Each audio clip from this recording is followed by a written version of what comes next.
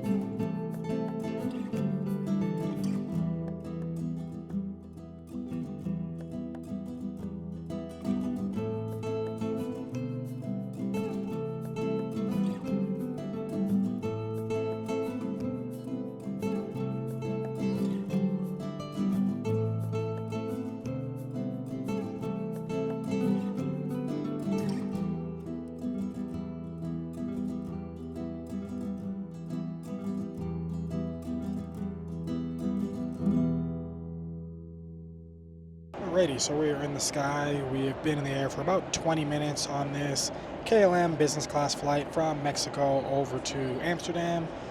Initial thoughts, I will say that, well, first, I was originally booked this on the 787, so I wasn't even expecting to get what I got, which is the new 777 business class, and I will say that I am happy, surprised, and I didn't get like any emails or anything telling me there was going to be some type of change. And I even just like went on to Google to see like, hey, is this change for like all the different routes or something like that? But when I look on other days, they end up having the 787. So yeah, I'm happy to be able to have this. I have a door. The screen is really clear, like very, very crisp. The staff has been very nice. This chair is super comfortable. Just initial thoughts, I am very impressed with this. But you can tell everything is like newer and modern. I mean, the way that the buttons are set up, it's very easy to navigate. There's a phone charger over on the side that you just lie your phone down, and it seems to be charging pretty nice. I was thinking to myself, like, I've seen other ones that do that where you put your phone on there and it's like, okay, how much is it really going to charge? It's gotten a few percentages up since I put it on there. Seems to be working well. I'm in seat 1A, so I have the bulkhead, so I probably have a little bit more space than what everyone else has. I feel a decent amount of space here. Nothing that's like super noticeable compared to other business class I've had, but the space is good. Don't feel tight at all. Armrest is nice. Everything just seems like new, and yeah, so far this has been a very good experience to start off with KLM's business class.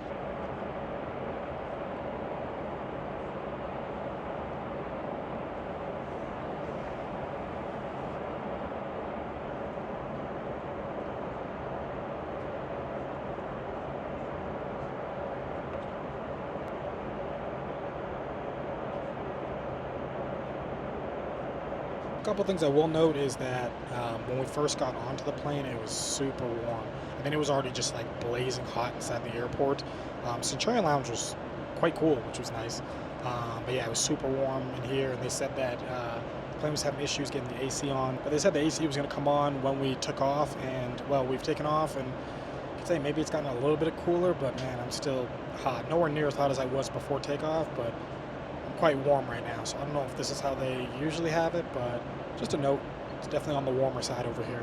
Also, this seatbelt strap is definitely on the tighter side. I mean, it's not to the point where it's like insanely uncomfortable, but it's noticeable, whereas I've had other ones where you have it on, it's just kind of a little bit loose on the, on your shoulder, but this one I can like feel it pulling on my shoulder, so I guess it's good for safety, but yeah, it's just something that I notice. Other than that, the chair is super comfortable. I might just kind of disattach that part as I sit here for the next 10 or so-ish hours.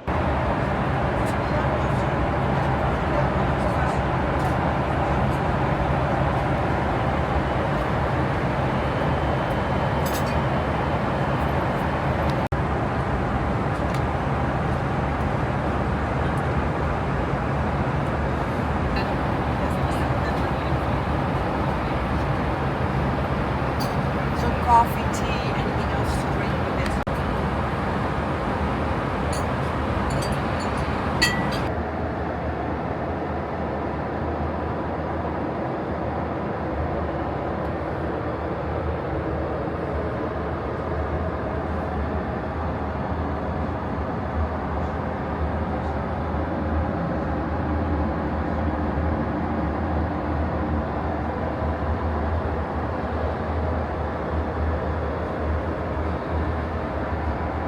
Alrighty, so we have about 7 hours left of this business class flight from Mexico over to Amsterdam.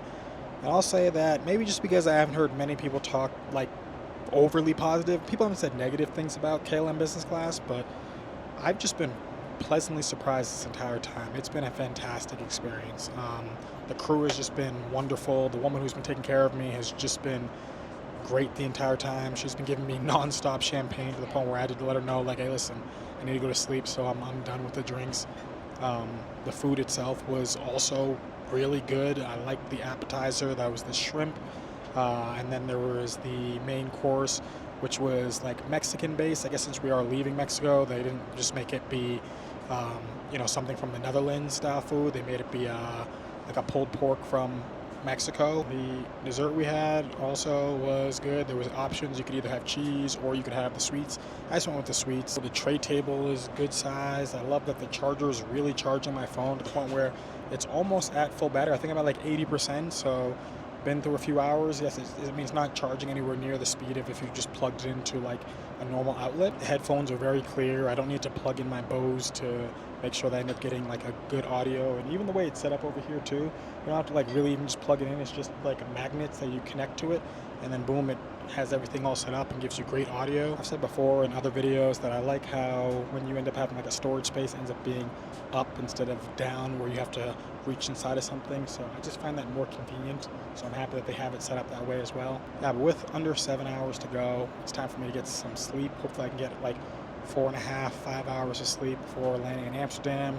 Being there for a few hours before I get over to Stockholm, but hopefully when I put this thing in lay flat mode, it's just as comfortable as it is when I'm just sitting right here in the normal seating position.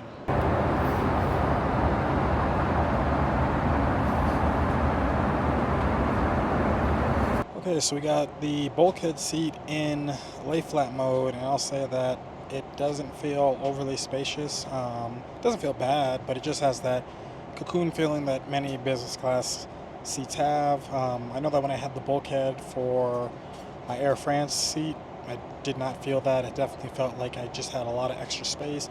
This one, I can feel my feet being restricted, so if you like to open up your legs a little bit, you're not really going to have that option for yourself. But yeah, the pillows just seems like kind of a basic pillow. As much as I sometimes will dog on like United Polaris, one thing that they have is a fantastic pillow. So that's something I like about theirs. But so hopefully I can get myself some good sleep, maybe like 4-ish hours before I have to wake up for breakfast. Getting a little bit of turbulence over here. But yeah, so is what it is. Better than being in economy and having to sit straight up for the next 5 hours trying to get a nap. So I'm gonna get some rest, and then I'll catch you in the morning for breakfast.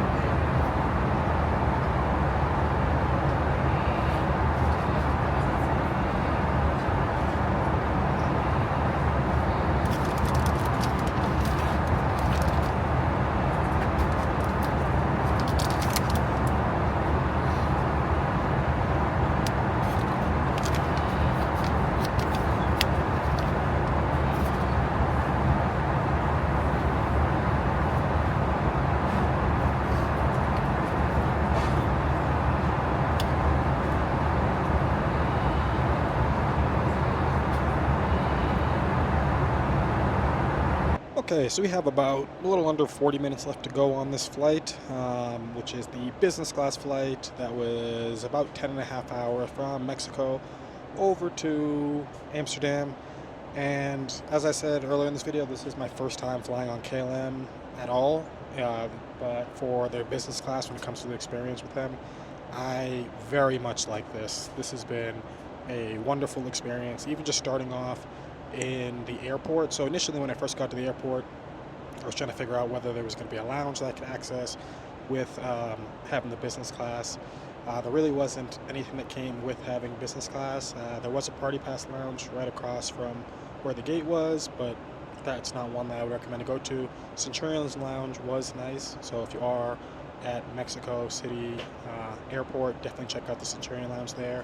Get a sit-down meal. If you have the American Express Platinum card, it all gets comp like normally, but they show you like a bill, which is interesting. And then I will say that like getting onto the plane, there was kind of like it was a little bit hectic when it came to just the lines, and it was a little bit delayed, and it wasn't the smoothest as compared to when I've flown like, you know, either Japan Airlines or ANA or something like that. But ever since we gotten on the plane, everything has went very smooth, except for I guess the AC, which was broken when I first got on. But everything else, when it comes to the service, when it comes to how professional they've been, when it comes to different things of like the meals, like it's really cool when you look on like the screen. It shows you like when you're going to be taking off, when the drinks are going to be coming out, when the food service will be coming out, the dessert, then also more drinks, and then more food. So it's kind of cool how they'll let you know, like, hey, just so you know, this is when the stuff's going to be coming, because sometimes you're wondering, okay, well, how long do I need to stay awake, or do I need to be prepared for this? But if you happen to be watching something on the screen, you can see, oh, okay, it seems like in like, I don't know, a couple minutes they're going to be coming out with this, or in a few minutes they're coming out with that. So that's something that I've liked. The food itself was really, really good. There was nothing that like absolutely blew me away, but collectively, when you look at the appetizer, that was the shrimp, the pulled pork for the main dish, the dessert, and then also the breakfast that I had, all collectively was just very, very well put together. It's funny because when I was in the lounge, I was like should I get myself a burger? And I was like, if I eat the burger, I'm probably not going to want to eat a ton of the food on the plane. I want to be able to eat that to give you all like a full review of it. And I'm happy I did leave space because the food on the plane was really good. So I have zero complaints of any of the dishes that I ate, which is pretty rare because although I'm in business class, like a lot of times I'm in business class, it ends up being one or two of the different dishes that I have where I'm like, it's okay, I wouldn't probably choose that again. But this thing, I would choose every single meal that I got over again. And yeah, they were really good. When it comes to the staff, the woman who's been my flight attendant has been super sweet and just been taking care of me, making sure that I have, more tea or coffee, or she was giving me a ton of champagne, which I always like it where if they do come over to you and they say, would you like some more, versus you having to need to call and ask them for some, which is something I've had happen before with other airlines. And they almost seem kind of annoyed by it, where it's like, okay, well, I would figure in business class someone would just be coming around and offering. But yeah, she was perfect. Now when it comes to booking this business class seat, they have Saver Award availability being at only 50,000 points.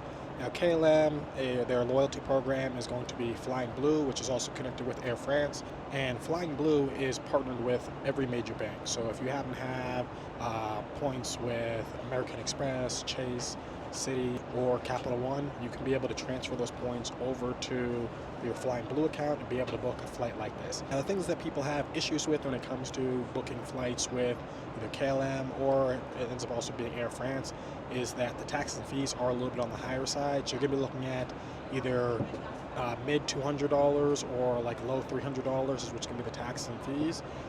So although it is only 50,000 points, you're looking at, if you want to do, say for instance, round trip, it could be 100,000 points, but then somewhere near along the lines of like, $500 to $600 in taxes and fees. Now I know a lot of people don't want to have to pay that much in taxes and fees, but in my opinion, I think that it's still a really good deal.